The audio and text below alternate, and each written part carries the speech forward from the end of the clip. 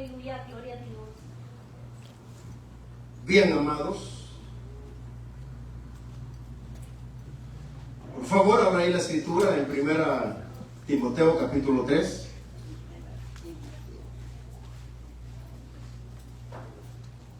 Primera Timoteo capítulo 3.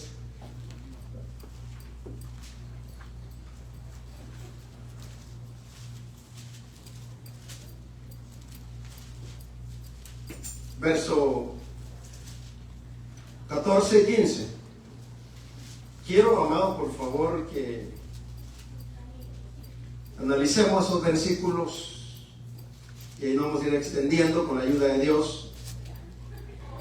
Y hemos elegido estos versículos con la ayuda de Dios por la ocasión. ¿Lo tiene? 14 y 15 de 1 Timoteo capítulo 3. Leemos dándole gloria al Padre, al Hijo y al Espíritu Santo.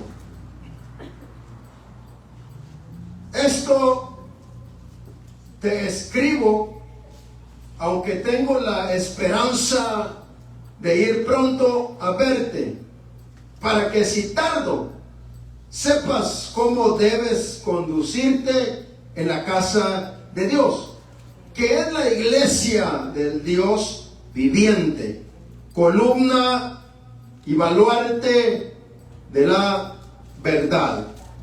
Pásese a Colosenses, por favor, capítulo 1, verso 18.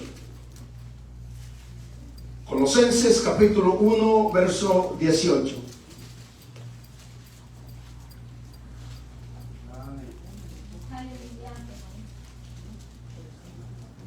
Dice, ahí también la escritura, ¿lo tiene? Colosenses capítulo 1, verso 18. Y Él gobierna, claro, no va a ser igual a la suya, este es el lenguaje actual, otra versión. Y Él, pero usted léalo ahí en la versión que tiene. Gobierna su iglesia y le da vida. Él es la cabeza y la iglesia es su cuerpo. Cristo es el principio de todas las cosas. Por eso Él fue el primero en resucitar, para que ocupe el primer lugar en todo. Puede sentarse, por favor. Muy bien. La iglesia, Cristo. ¿Quién es la iglesia? Todos sabemos de que no es el edificio, sino, amados, la iglesia la componemos todos los que hemos sido salvos o rescatados por Jesucristo. Y por ser la iglesia, entonces el Padre tiene, amados, la bondad de enviarnos al Espíritu Santo. Cristo en nosotros, el Espíritu Santo también dentro de nosotros. Por ser la iglesia, y no solo somos iglesia, sino que somos el cuerpo de Cristo. No sé qué tanta importancia le ponemos a estas cosas, porque, hermanos, ahí dice, donde leímos el misterio de la piedad. Pero ahora ya no es misterio, porque se dio a conocer la importancia, amados, de ser iglesia o cuerpo de Cristo. Porque de esa manera adquirimos, amados, un fundamento sólido. Fundamento donde podemos mantenernos en pie, firmes en fe. Aunque vengan tempestades, vengan tormentas, como habla la Escritura, vientos, lluvia, ríos. O sea, aquella casa la golpeó por arriba, por los costados y por abajo, pero no cayó, porque el que la edificó no edificó en la arena, edificó en la roca. Entonces nosotros tenemos un fundamento. Aleluya. A la iglesia como columna y baluarte de la verdad, su posición elevada como órgano de doctrina, como un órgano de doctrina. Imagínense, la iglesia, un órgano de doctrina del evangelio. Y ahí vemos de que el apóstol Pablo deja bien claro por qué consideraba importante escribirle a Timoteo. Ahí deja muy claro y le expone, amados, lo que es la iglesia. Aleluya. Columna y baluarte. Y uno de los pensamientos, digámoslo así, pensamiento básico de la carta, ahí donde leímos a Timoteo, es que la conducta recta da testimonio a la verdad. Al regresar al verso 15, de ahí de 1 Timoteo, se lo voy a leer en la versión lenguaje actual. Por si acaso, dice el apóstol Pablo, no llego a tiempo. Así sabrás cómo debemos comportarnos los que pertenecemos a la iglesia, que es la familia del Dios vivo. Y ya dice al final, la iglesia sostiene y defiende la verdad. Verso 15 de 1 Timoteo capítulo 3, el lenguaje actual. La iglesia sostiene y defiende la verdad. Espero que así sea, amados, entre nosotros, defender la verdad. Y habla de la conducta. Por tanto, la conducta de los cristianos en el gobierno de la iglesia es de importancia. Y no solo de importancia, sino que también es primordial. La conducta. Hablamos al principio porque de ahí hay una base. Entonces nuestra conducta tiene que ser recta. ¿Por qué razón? Porque la iglesia es la base y fundamento de la verdad. O sea, nosotros somos la base y somos el fundamento de la verdad. Vean lo que Él ha depositado en nosotros, hermanos, como iglesia. Eso es poderoso. Es algo, amado, de que debiésemos de mantenernos más que todo, amado, no solo como un pilar, sino que defendiendo la doctrina del evangelio.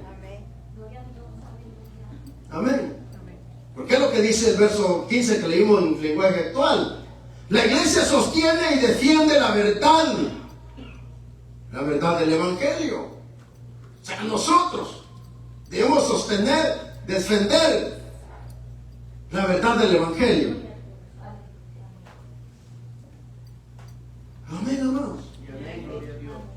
La iglesia, en su esfera de testimonio al mundo, deja claro de que Cristo es la verdad misma de esa base. O sea, Cristo es la base de nosotros, la iglesia. Y Él es ese fundamento. Y es el único fundamento, amado, de la verdad. Fundamento de la verdad de la iglesia, y no hay otro más. Fundamento. Colosenses capítulo 3, verso 11 dice: Cristo es el todo en todos. Él es la base, fundamento.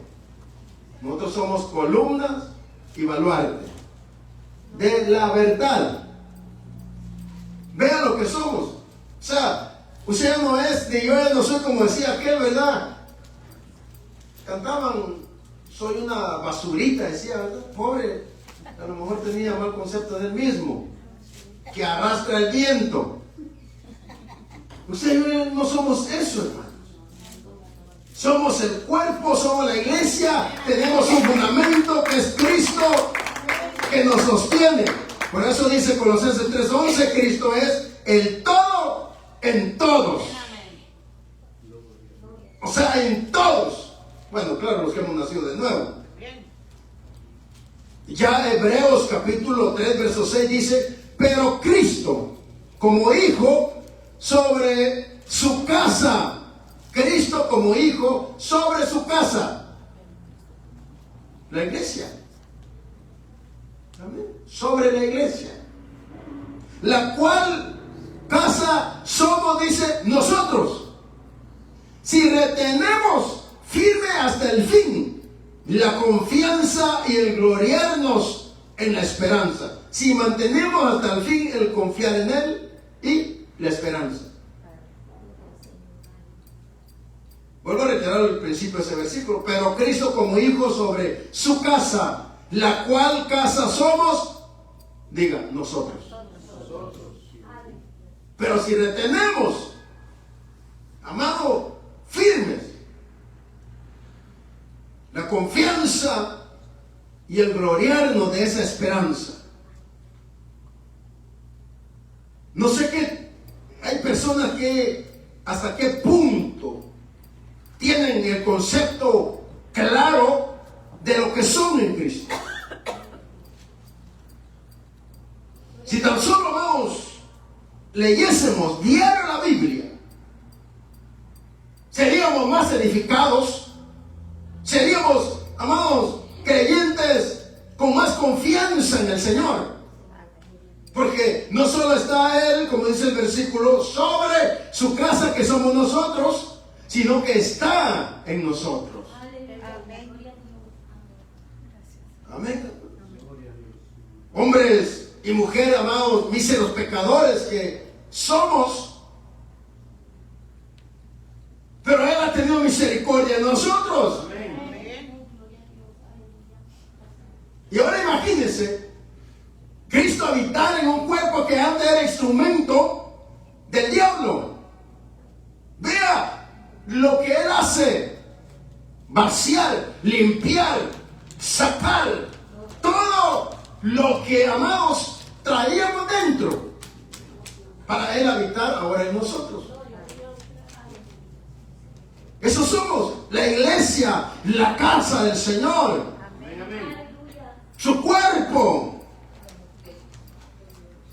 Hebreos capítulo 10 verso 21 también dice, y teniendo un gran sacerdote sobre la casa de Dios. Tenemos un gran sacerdote, dice, sobre la casa de Dios, o sea, Jesucristo. En nosotros. Pero regresemos al verso 15 de nuestra lección. Ahí donde dice, amado, cuando dice o se refiere a columna y baluarte, reitero una vez más, está refiriéndose al cristiano que es la iglesia, y no se está refiriendo al edificio hecho de manos humanas. ¿Queda claro eso entonces? ¿Quién es usted? ¿Quién soy yo? Amén, amados. Por eso es que ya no encajamos en este mundo. Por eso, amados, es de que nos ven raros. Aún hay gente que, pues, respeta todavía el evangelio que el creyente vive. Pero hay personas que ya no la respetan porque ya no están viviendo el verdadero evangelio. Pero usted y yo mantengámonos firmes como columna y baluarte de la verdad. Aleluya. Pero ¿qué es una columna? Porque es lo que habla el verso de nuestra lectura. Verso 15. es una columna? Se los voy a leer de esta manera. Es un soporte vertical constituido por un fuste de sección circular y generalmente una base y un capitel. O sea, un monumento conmemorativo de forma cilíndrica y alargado. Eso es una columna. Podemos pensar en la que está ahí. Esa es una columna. Es una columna. Y está hablando de una base y un capitel. O sea, algo que sostiene arriba.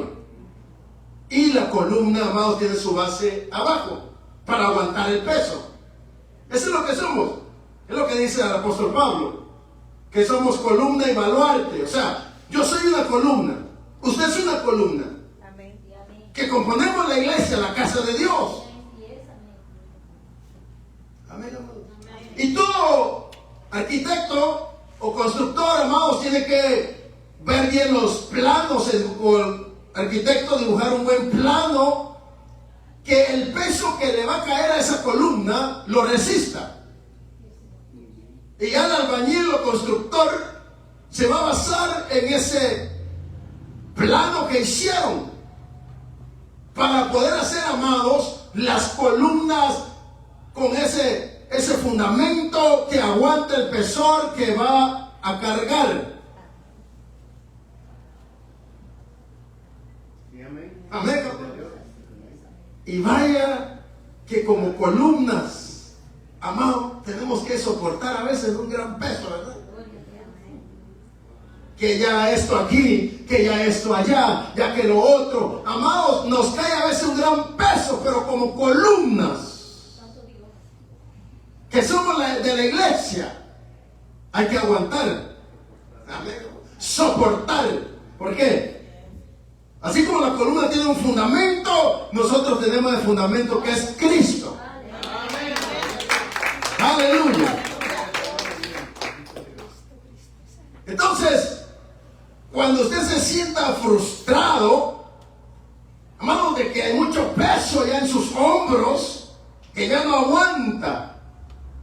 Pensemos en la vida secular, pero si pensamos también en la vida espiritual, hay cargas, hay situaciones en las cuales a veces usted dice, ya no aguanto esta carga, ya no aguanto este pesor. Amén. Aleluya. Normalmente cuando tiene un esposo, una esposa, amado, de que usted quiere estar en paz y le hacen la guerra. O usted quiere venir a la iglesia, se le atraviesa el vecino a decirle cosas. Momento donde usted ya no aguanta, pero como hay un buen fundamento, usted no se cae. No se cae. Porque Cristo está ahí sosteniéndolo. Amén, amado. Cristo está ahí, amado, sosteniendo ese pesor que nos cae encima como columnas. Ahora pensemos de la otra frase que dice el versículo, que es un baluarte. Un baluarte es obra que forma un ángulo saliente en un trazado fortificado, lo que forma una defensa sólida de protección. Entonces no solo somos columna, sino que hay, amados, una defensa sólida de protección en nosotros. Por eso dice, columnas y baluarte. Amén. Pilares que sostienen, y ese baluarte que es una defensa sólida que protege. Amén, hermanos. Amén. Entonces, como creyentes, amados, somos baluarte. O sea, que somos, amados, sobresalientes, trazados de una fortificada forma, con una defensa sólida de protección como la iglesia que somos. Pero no solo somos baluartes, sino que somos, dijimos al principio, columnas. Y dijimos, la columna es un soporte vertical que tiene una base sólida. Y uno de los temas más sobresalientes en el Nuevo Testamento es la iglesia. Eso no se puede esconder. En el Nuevo Testamento lo que más resalta es la iglesia. O sea, usted y yo. Todos aquellos que hemos nacido de nuevo, que Cristo nos ha elegido. Pero la pregunta es, ¿qué es la iglesia? Les decía al principio, ¿qué es la iglesia? Entonces vamos aclarando que es columna y baluarte de la verdad. Y no solo eso, hay otras maneras de lo que es la iglesia. Pero ¿quiénes integran la iglesia? Nosotros. Ahora, ¿cuáles son las funciones de la iglesia? Cada uno debe saber cuál es su función. Amén, hermanos. Por ser pilar, por ser columna y baluarte de la verdad, cada uno debe saber su función. Si usted quiere ignorarlo, es muy cuestión suya, porque no ha comprendido realmente lo que usted es. Amén, hermanos. La otra pregunta sería, ¿qué se espera de la iglesia? ¿Qué se espera de la iglesia? O sea, ¿qué se espera de nosotros? Amén, hermanos. Y todas estas o otras más preguntas, cuando leemos la Biblia, son contestadas por la misma palabra de Dios. Porque la iglesia se presenta tan importante en la Biblia porque el Señor Jesucristo dio su vida por ella. Por esa razón. Porque Cristo dio su vida por nosotros. ¿Sí vamos captando, hermanos? Yo quiero que salgamos claro lo que usted es y lo que yo soy. Amén. Aleluya. Efesios 5:25 dice, Cristo amó a la iglesia y se entregó a sí mismo por ella. Imagínense. Cristo amó a la iglesia y se entregó a sí mismo por ella. Nadie lo forzó. Dios vio desde el cielo y vio que no había ningún justo en la tierra. Entonces, amados, hasta allá en el cielo, los seres celestiales preocupados, ¿quién podía abrir los sellos? Y hermano, aparece el Cristo de la gloria, el único que tenía la potestad, el poder de abrir esos sellos. Aleluya. Pero para ser la iglesia, el creyente debe de cumplir con ciertas funciones, todas ellas importantes, para ser la iglesia. No sé si usted tiene ahorita noción o memoria de cuando Abraham manda a buscar esposa para su hijo Isaac. Quiero decir eso porque hay requisito para ser la iglesia. Abraham representa o es tipo de Dios. Su hijo Isaac es figura o tipo de Cristo. Eliezer, el criado, es figura o tipo del Espíritu Santo. ¿Por qué razón? Abraham como padre, lo mismo que hizo Dios, envió a su criado Eliezer a buscar esposa para su hijo. Lo mismo hizo Dios. ¿Quién hombre de pecado? Para que sea la esposa o novia de Cristo. El Espíritu Santo. Entonces el Espíritu Santo, Cristo murió, fue sepultado, resucitó de la diestra del Padre, pero ahora el Espíritu Santo convence el corazón del hombre para que se arrepienta y venga a ser el cuerpo o la novia de Cristo. Lo convence, pues.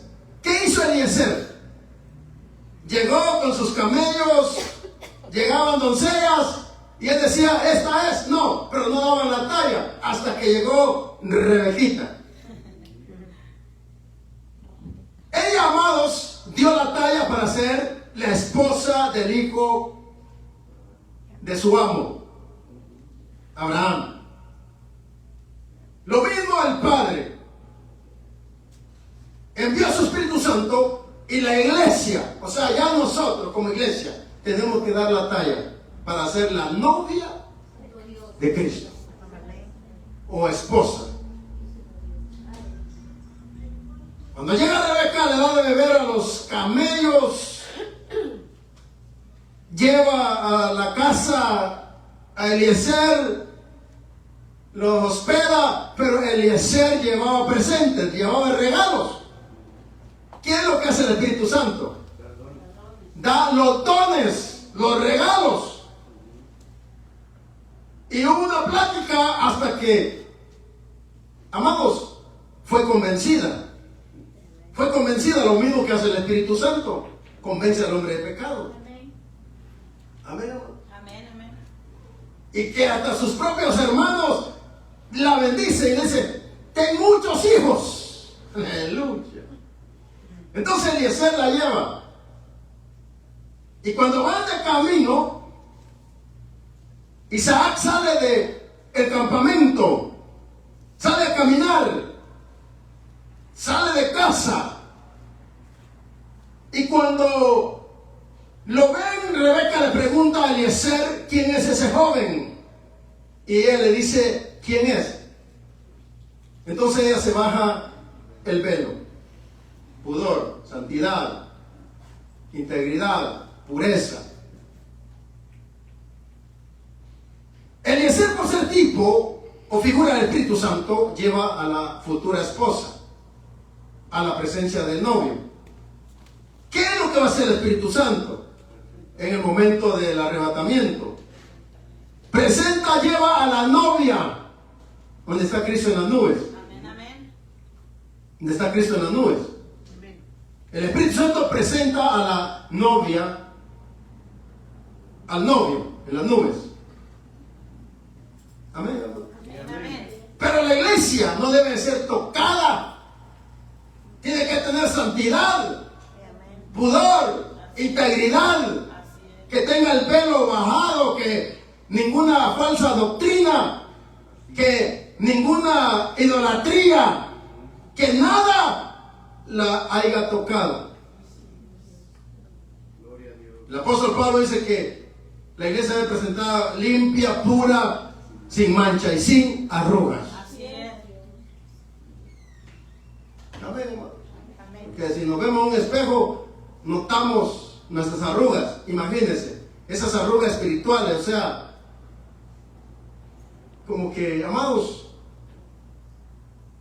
no hay perfección. Esas arrugas pueden ser las cosas, malas costumbres que la iglesia quizás optó durante su trayectoria en el mundo. Las manchas.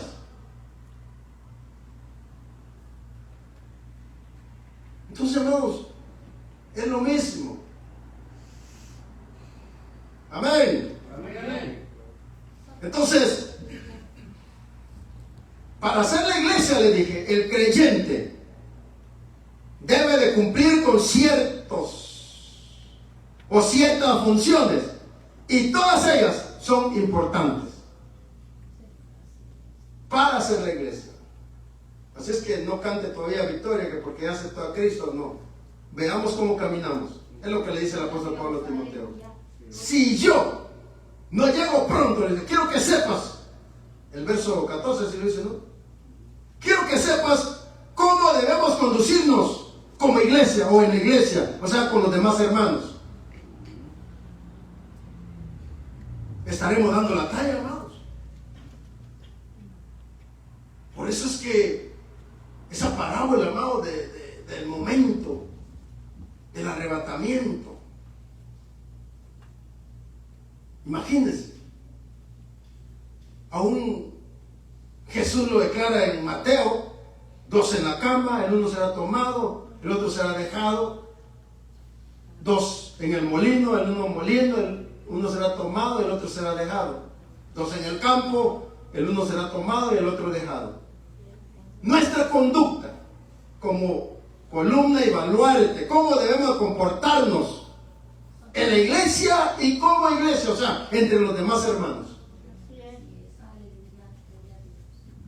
Aleluya.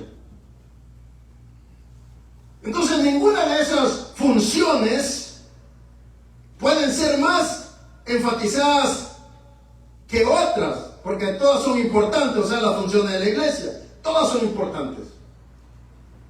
No sé si usted ha captado que como iglesia, como miembro del cuerpo de Cristo, como columna y baluarte, sus responsabilidades como iglesia, en todas, o sea, no hay una más alta que las otras.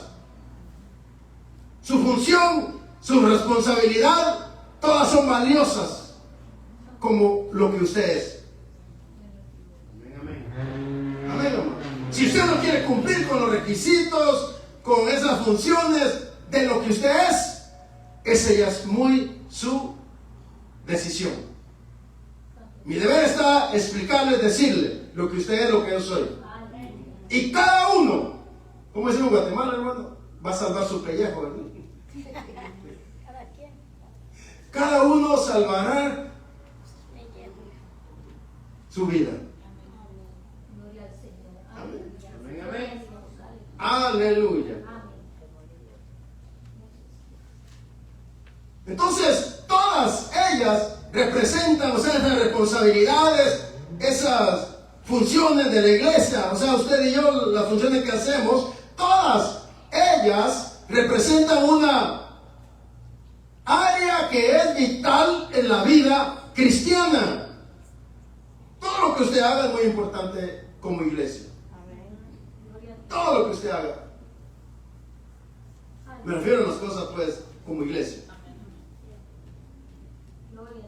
Es que, hermano, la iglesia, a pesar de todo, ha soportado y resistido lo suyo. O sea, todos hemos soportado y resistido porque tenemos un fundamento. Somos pilares, baluarte. La iglesia ha soportado tormentas, tempestades, en un mundo desesperado por la competencia. Hemos, como iglesia, amados, soportado tormentas, amados, tempestades, y todo por la competencia en el mundo. Hay una gran competencia de naciones, de líderes. ¿Y quiénes son los afectados? La iglesia, porque empiezan a poner leyes que la iglesia también es afectada.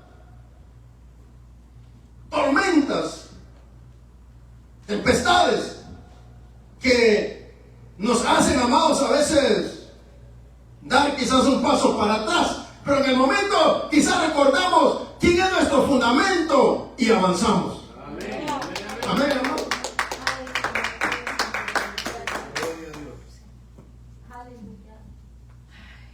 Alentémonos con esta escritura, Mateo capítulo 5, versos 11 y 12.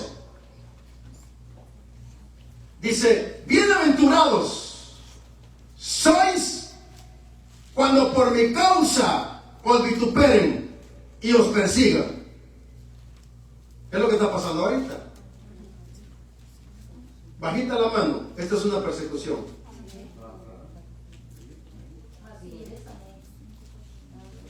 Porque hasta hijos de Dios están siendo afectados. La iglesia. La iglesia. Pastores que han cerrado sus iglesias por la misma situación. Vuelvo a leer: bienaventurados sois cuando por mi causa os vituperen y os persigan Tal vez no nos están persiguiendo por predicar ahorita, pero es otro tipo de persecución. Y digan toda clase de mal contra vosotros, mintiendo. Y vaya que si usan mentira. Y empiezan a acusar y dicen toda clase de mal mintiendo. Pero alentémonos. Verso 12. Gozaos y alegraos, porque vuestro galardón es grande en los cielos. Porque así persiguieron a los profetas que fueron antes de vosotros. Amén, hermano. Entonces dice, gocémonos y alegrémonos, porque nuestro galardón es grande. ¿En dónde? En los cielos. Y dice, porque así persiguieron a los profetas que fueron antes de vosotros. Y vaya que sí tuvieron persecución. 10 persecuciones.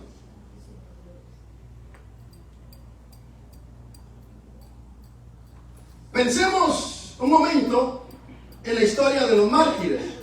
Mártires cristianos, no mártires poetas, cristianos. Donde vemos que en la primera persecución generada por Nerón, un hombre, amados, que al principio pasivo, pero le entró el diablo y empezó la primera persecución. Pero les decía la otra vez, en su época Nerón fue un hombre temeroso. La gente le temía por lo que sucedió. Vamos a leerlo más al rato. Su nombre era temible. Y les decía en esa ocasión, ahora, a los perros le ponemos Nerón. ¿Dónde anda su nombre rodando? Y a nuestros hijos le ponemos Pablo. Porque en esa persecución también fue muerto el apóstol Pablo. Entonces, a nuestros hijos le ponemos Pablo y a los perros Nerón. Cambió el asunto. Pero esa primera persecución de la iglesia tuvo lugar en el año 67 bajo Nerón, el sexto emperador de Roma. Nerón reinó por 5 años de una manera tolerante, pero luego dio lugar a sus caprichos diabólicos. Se le metió chamuco. Fíjese, oiga lo que hizo. Ordenó que la ciudad de Roma fuera incendiada. Deseaba que todas las cosas fueran destruidas antes de morir. Imagínense cómo tenía su corazón. Y miles de personas murieron en las llamas y otras ahogadas por el humo. Miles. Incendio que duró varios años. Este terrible incendio duró 9 años. Imagínense. Pero cuando Nerón descubrió que su conducta era intensamente censurada y que era objeto de un profundo odio, empezaron a odiarlo. ¿Qué hizo? Lo mismo que hacen los gobernantes. Ellos dan la orden y después tiene que haber un chivo expiatorio para ellos quedar libres. Cuando él ya se dio, amados, que era culpable, la gente lo culpaba.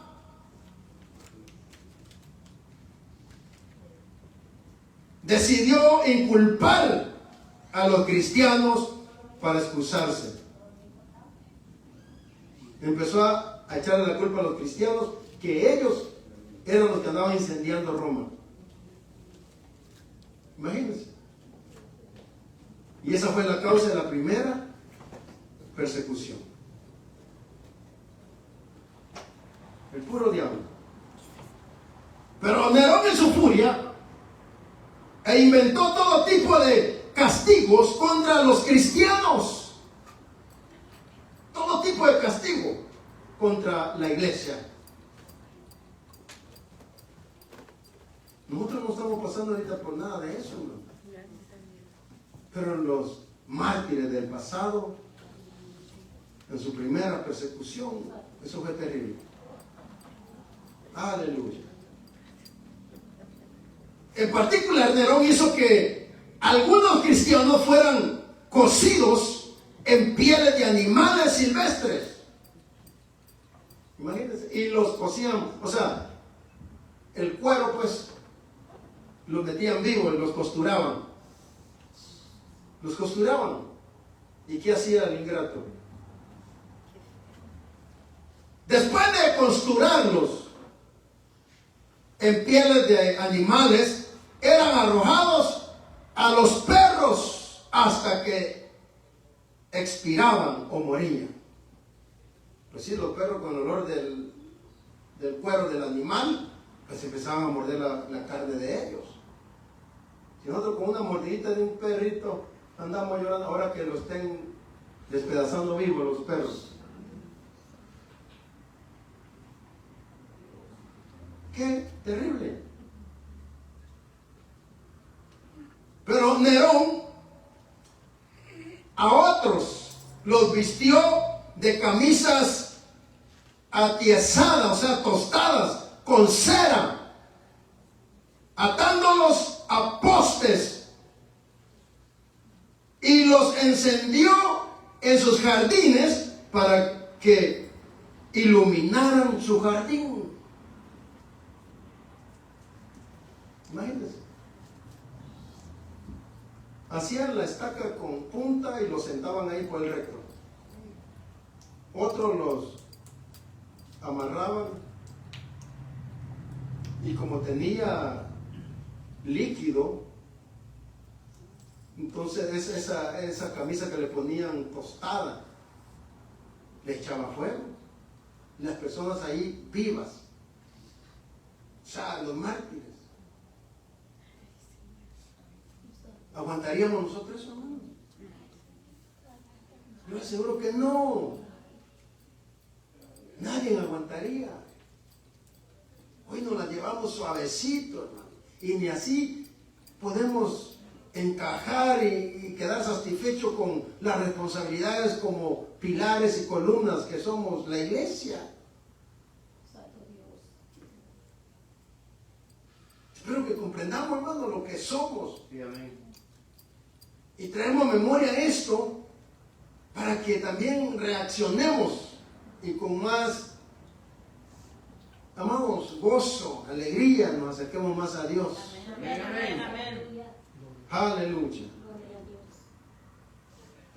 Entonces le echaban fuego para que alumbrara el patio de su casa, su palacio. Entonces esta persecución contra los cristianos fue general por todo el imperio romano. Empezaron a perseguirlos, buscarlos. Imagínense. Pero esta persecución aumentó tanto que disminuyó el espíritu del cristianismo. ¿Cómo no, hermano? Si no toda la gente está al 100 con Dios. Algunos disminuye ese espíritu del cristianismo. Yo le aseguro que llega alguien violento y dice: ¿quién en verdad es cristiano de veras? Párese aquí porque hoy va a morir y se va para el cielo. ¿Quién pasaría al frente? Esa es una historia que fue real en una iglesia. Le hicieron una broma. El pastor estaba de acuerdo con las personas que iban a llegar armadas. Y pasaron, amado, de que preguntando quién en verdad era cristiano, que pasara al frente, porque si era cristiano se iba a ir al cielo. Y iban a perdonar a los que no fueran cristianos porque se iban a ir al infierno. y solo una viejita, una ancianita pasó al frente. ¿Dónde estaban los demás? Imagínense. Imagínense. Solo una ancianita. Yo soy evangélica, tengo a Cristo, amo a mi Señor, y si voy a morir por la causa de Él, aquí estoy, dijo. Se paró al frente. Y el pastor ahí se dio cuenta el tipo de iglesia que estaba pastoreando, que estaba muy lejos de la realidad de lo que eran. Imagínense, muy lejos de la realidad de lo que era la iglesia que estaba pastoreando. Solo una ancianita. Pues era, no, pues ya había vivido. Es que no vamos a eso. Vamos de que ella dijo, bueno, yo voy a morir por la causa de Cristo, que estaban preguntando quién era evangélico. Pero morir, hermano, por ninguna causa. Porque nos metimos en un lío, un problema. Imagínense, o que nos golpeen por imprudentes. Está bueno sufrir, como lo dice allá donde leímos, por la causa de Cristo. Somos bienaventurados. Amén, amados. Entonces esta persecución aumentó, les dije, tanto que disminuyó el espíritu del cristianismo, o sea, se detuvo. Lo mismo que está pasando hoy. Ya no quiere nadie sería evangelizar por la situación. El espíritu del cristianismo, amados, como que se está deteniendo por esas causas. Entonces, durante esa persecución, fueron martirizados, aparte de otros que voy a mencionar, pero en esta primera persecución fue martirizado el apóstol Pablo, el apóstol Pedro, también Erasto, quien era tesorero de Corinto. Pablo, Pedro, Erasto, y en esta misma persecución, la primera persecución, también mataron a Aristarco, el macedonio. Mataron a Trófimo de Efeso, convertido por Pablo y su colaborador. Mataron también a José, comúnmente llamado Barsabás, y mataron también a Ananías, obispo de Damasco, en esta primera persecución, aparte de los otros. Pero después de Cristo, Esteban fue el siguiente en padecer. Después de Cristo, fue el siguiente en morir. La muerte de Esteban fue ocasionada por la fidelidad con la que predicó el evangelio a los que lo mataron. Y ellos mismos habían aún crucificado a Jesús. Esa gente entonces acallaron o silenciaron a Esteban también después de Cristo.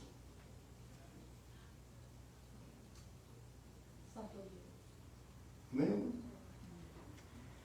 Y esta gente fue excitada a tal grado, un grado de furia tremenda, que echaron a Esteban fuera de la ciudad y lo mataron a pedrado. Hermano, que le metan un piedrazo en la costilla o en la cabeza. Esa era la costumbre. Que a mujer le iban a matar a puras piedras. ¿Se recuerda? ¿Qué mujer que estaban acusando? Si Jesús, hermano, no habla ahí con sabiduría, la matan. ¿Quién de ustedes está limpio, sin pecado? Pues empiece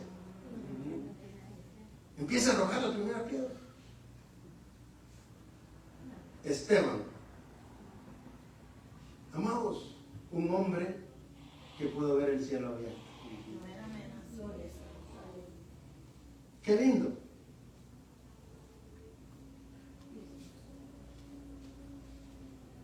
Alguien dijo que llegó muy enfermo y le dicen, pero ¿por qué tiene miedo a morir? Si ustedes predican de que después de morir hay otra vida mejor que esta. Ustedes que dicen que son cristianos, que tienen vida eterna, ¿por qué tienen miedo a morir? Le digo. Imagínense. Porque, hermanos, a veces estamos faltos de fe,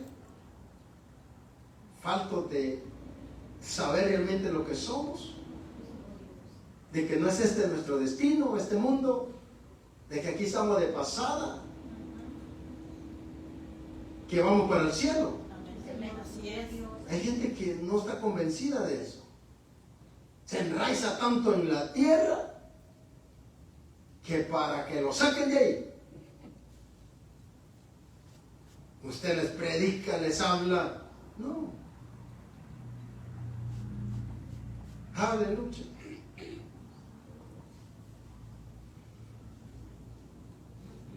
Entonces Esteban murió, amados, apedreado.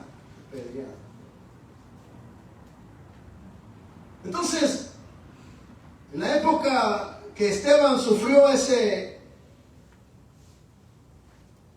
martirio, se supone generalmente que fue como en la Pascua posterior a la de la crucifixión de nuestro Señor y en la época de su ascensión en la siguiente primavera, o sea, no hubo mucha distancia.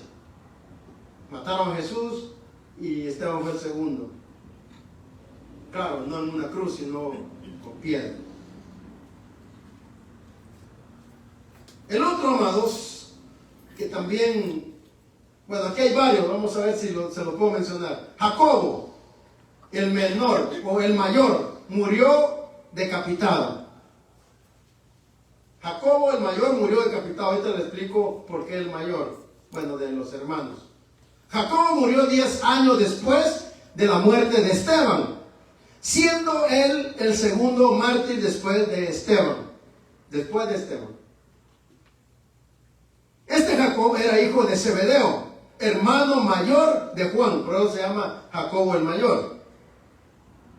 Era hijo de Zebedeo, hermano mayor de Juan, y pariente de nuestro Señor, porque su madre Salomé era prima hermana de la Virgen María.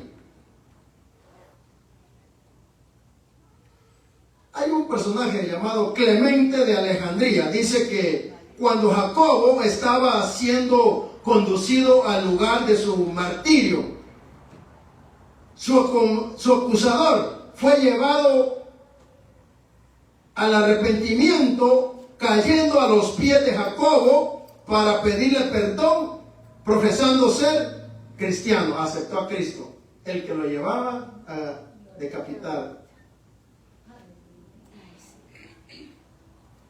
Me imagino que ahí lo iba evangelizando. Y vea lo que pasó. Por esa decisión tomada de su acusador, ambos fueron decapitados juntos, ahí mismo. No disfrutó nada del evangelio. Fue salvo. El que lo llevaba a decapitar, ahí cayó de rodillas, le pidió perdón y aceptó a Cristo. Y de ahí confesó que ella era cristiana, ahí mismo los crucificaron, los decapitaron a los dos. Ay, hermano, ver esa cosa que se la pone en el cuello y solo dejarla caer y escamir. ¿Quién no se va a atemorizar? Pero yo pienso que en ese momento, amados, hay tiempo para confiar plenamente en el Señor, de que a dónde va nuestra alma, o a dónde va el alma de esa persona. Amén, amados. Imagínense. Hay que estar seguro de lo que somos, hermano. Ahorita en China van a matar a unas personas porque en China es prohibido predicar la palabra de Dios. Exacto. Y en estos días parece que van a matar a unas personas por lo mismo. que los condenaron a pena de muerte. Y eso es ley, hermano. Imagínense. Aquí ni siquiera gente que ni saca su Biblia de los carros, ahí se les despegan las pastas. En otro país hay gente que quiere escuchar palabra. Siempre, en ocasiones hemos dicho, va a haber tiempos donde la gente no va a poder congregarse, y ya son estos tiempos. Así es. Ya son estos tiempos. Por esta persecución. Y gente que puede hacerlo y no viene, qué lamentable, hermano. Amén. Amén. Aleluya. Entonces, antes de morir, se llevó todavía una alma al cielo. Santo Dios. Los dos fueron decapitados. Timón y Parmenas sufrieron el martirio alrededor del mismo tiempo. El primero murió en Filipos, el segundo murió en Macedonia. También les quitaron la vida por predicar el evangelio. Estos acontecimientos de sus martirios, Timón y Parmenas, tuvieron lugar en el año 44 después de Cristo. Su martirio, o sea, su muerte.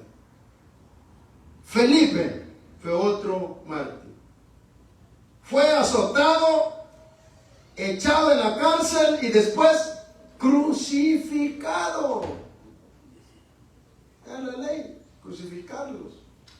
Su muerte tuvo lugar en el año 54 después de Cristo. Todo viene después de Cristo. ¿Por qué? Porque ellos eran iglesia también, nosotros somos iglesia. Columna y baluarte de la verdad. Entonces, como les dije en el otro versículo, la iglesia defiende esa verdad. Gloria a Dios. Amén, amados. Amén. Es que no podemos negar a Jesús. Y aunque le digan a la persona, lo digan, tienes que negarlo. No podemos. Por lo que somos. Amén, amados. Dios, aleluya. Aleluya. Mateo. La profesión de Mateo era recaudador de impuestos antes de su llamado. Él nació en Nazaret. Los escenarios de sus labores fueron Partia y Etiopía, país en el que sufrió el martirio. Murió en Etiopía. Ahí lo mataron. Lo martirizaron. O sea, lo mataron con una alabarda en la ciudad de Nadaba en el año 60 después de Cristo. ¿Qué era esta arma? O sea, este instrumento con que lo mataron. Era una lanza medieval que usaban en ese tiempo. Era así llamado, era una lanza grande, tenía así como una hacha, y cruza así, ven, en la lanza, aquí tiene como la hacha, aquí tiene dos puntas, salen dos puntas al otro lado de la lanza, y tiene el gran filo de la navaja. Entonces, lo mataron con eso. Imagínense, si le metieron la lanza, al sacarla, le sacaron todas las extremidades. Porque tenía esa cuchilla y tenía dos puntas atravesadas. Entonces al jalarla, sacan todo. Santo Dios.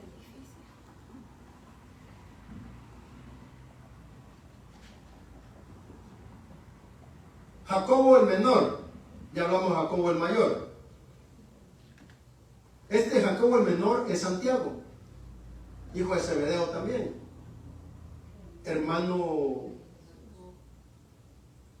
medio hermano de Jesús. ¿Amén? ¿Quién fue el autor de Santiago?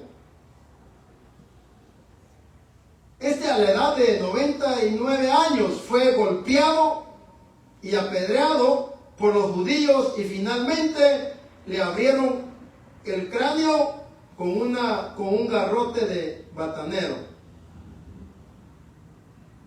Le rompieron la cabeza. Así murió.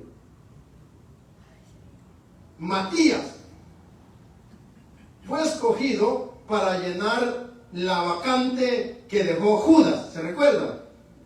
Él también fue apedreado en Jerusalén y luego decapitado. ¡Qué tremendo! Y no había más porque echaron suerte sobre él para cubrir el espacio de Judas. Andrés, hermano de Pedro, predicó el evangelio a muchas naciones de Asia, pero al llegar a Edesa fue prendido y crucificado en una cruz cuyas extremidades o cuyos extremos fueron fijados transversalmente en el suelo. O sea, lo despedazaron. Es que esa cruz se llama la cruz de Andrés porque era una cruz así, como una X. Si la iban abriendo, pues iban rompiendo todo y vivos. Es como que se amarran a alguien de las manos y los pies y hay un animal aquí jalando y otro aquí, rompen las extremidades. Y esa cruz la iban abriendo. Iban rompiendo todas sus extremidades. Que todas sus partes, todo cayó en pedazos al suelo. ¿Quién va a aguantar eso? Hoy solo porque no nos reciben un tratado ya no quieren evangelizar.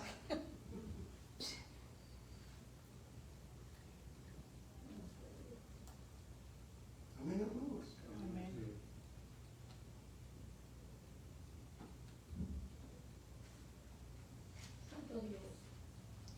Marcos nació de padres judíos de la tribu de Leví. Se supone que fue convertido al cristianismo por Pedro, a quien sirvió como amanuense, y escribió su evangelio en griego. Marcos fue arrastrado y despedazado por el populacho de Alejandría en la gran solemnidad de su ídolo Serapis, acabando su vida en sus implicables manos. O sea, la gente lo mató. Marcos, Pedro,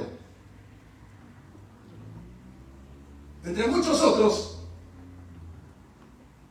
o sea, entre muchos otros santos, pues estamos hablando de mártires. Pedro también fue condenado a muerte y crucificado. Pedro, recuerda que negó a Jesús, pero se arrepintió. Jerónimo dice que fue crucificado cabeza abajo, con los pies arriba. Así murió Pedro, porque él pidió, que no quería que lo crucificaran como murió Jesús. Pidió mejor que lo pusieran de cabeza abajo, respetando que solo Jesús pudo estar ahí en pie. Él pidió que lo crucificaran de cabeza abajo.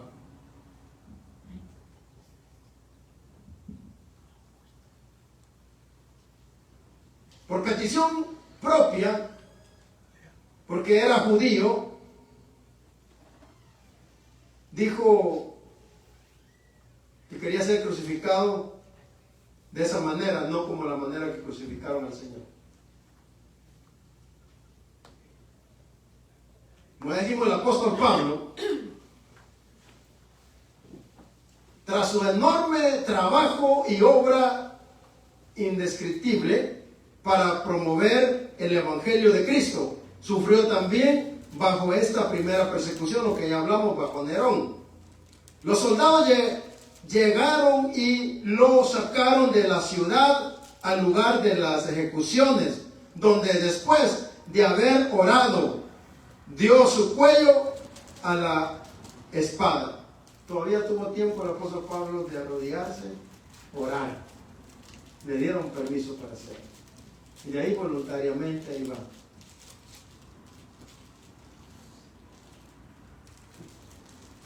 Hermano, esto es tremendo.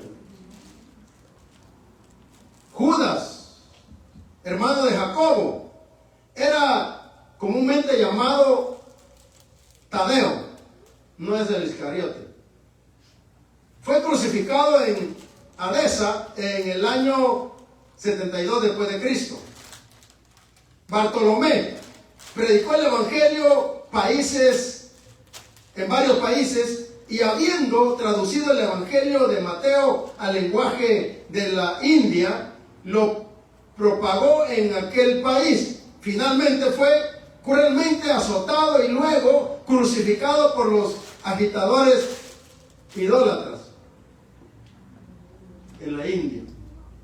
Tomás, llamado Didimo, predicó el evangelio en Partia y la India, donde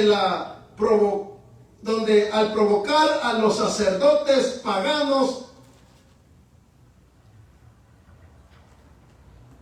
los provocó a ira. Fue martirizado, atravesado con una lanza. Lo que hacen los cristianos, hay que respetarlo, no lo provoquen.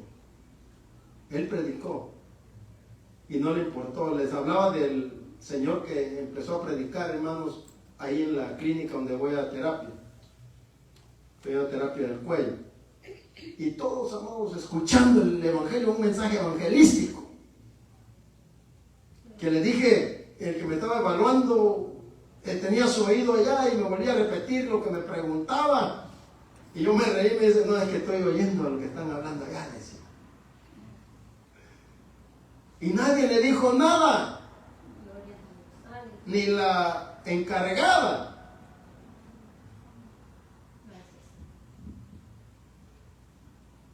Entonces a veces hay que ser prudente, hermanos, ¿verdad? No hay que predicar el evangelio. Si le meten una patada, una bofeteada, pues hay que aguantar, hermano. Sí. Ya si le sacan algún instrumento, pues ahí sí es otra cosa. Están las leyes. No me refiero que usted va a ir a golpes, no, están las leyes. O corra. Pues sí. Como dijo que el padre más querían, aquí corrió y no aquí quedó. No, hay que enfrentar, predicar, y el que acepte, que lo acepte, y el que no, pues no le va a gustar. Aleluya.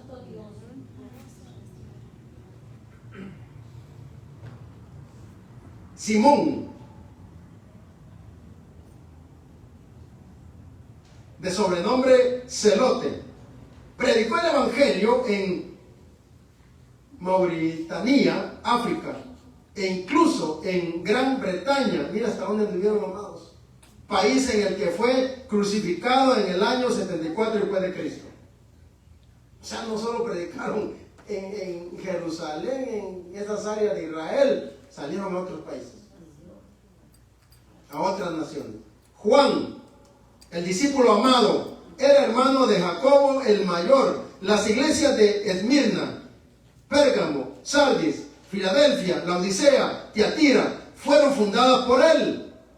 Fue enviado de Efeso a Roma, donde se afirma que fue echado en un caldero de aceite hirviendo. Escapó milagrosamente sin daño alguno. Domiciano lo desterró posteriormente a la isla de Patmos, donde escribió el libro de Apocalipsis. Nerva, el sucesor de Domiciano, lo libró. O sea, no murió como un mártir.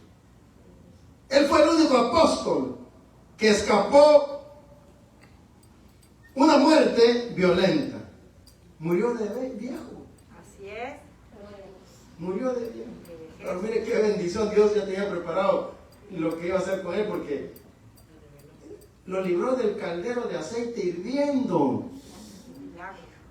Que lo metan ahí, amado, vivito y coleando. Solo el poder de Dios. Amén. Como dice con Daniel, con el caso de los hebreos. Y no salió con ninguna llaga.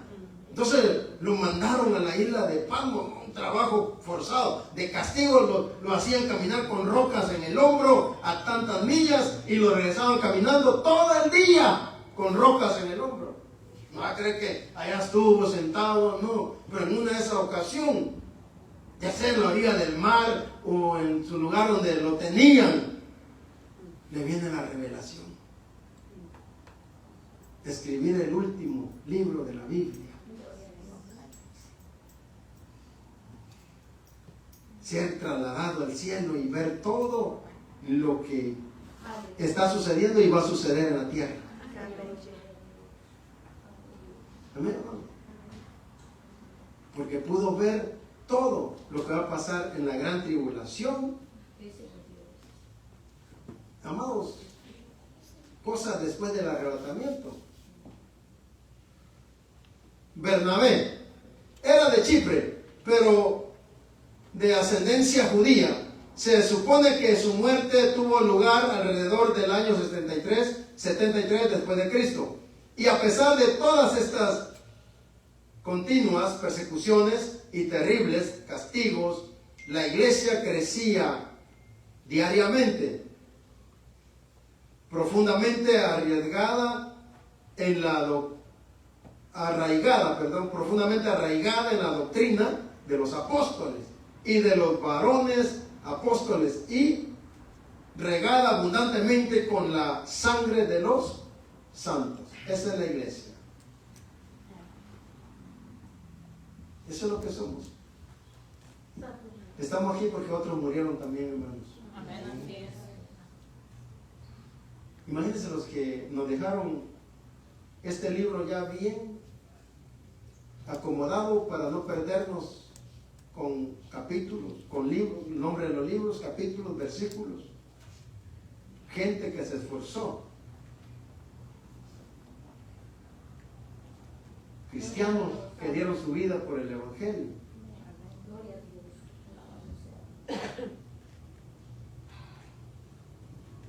¿Qué tan dispuestos estaríamos nosotros a todo eso?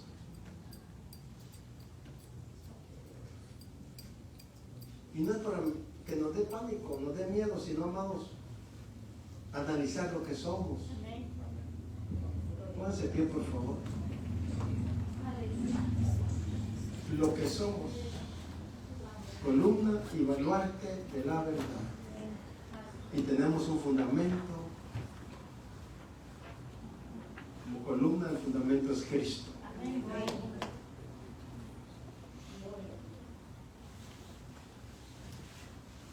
Qué tremendo.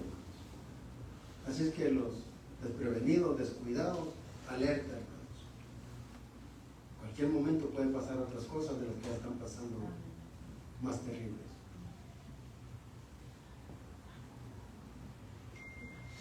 Agarrémonos de Cristo. Amén. Bendito Dios, gracias por el consejo de tu palabra y permitirnos, Señor, traer a memoria hombres íntegros, sin miedo, Señor, a morir por tu causa, Jesús, por causa del Evangelio.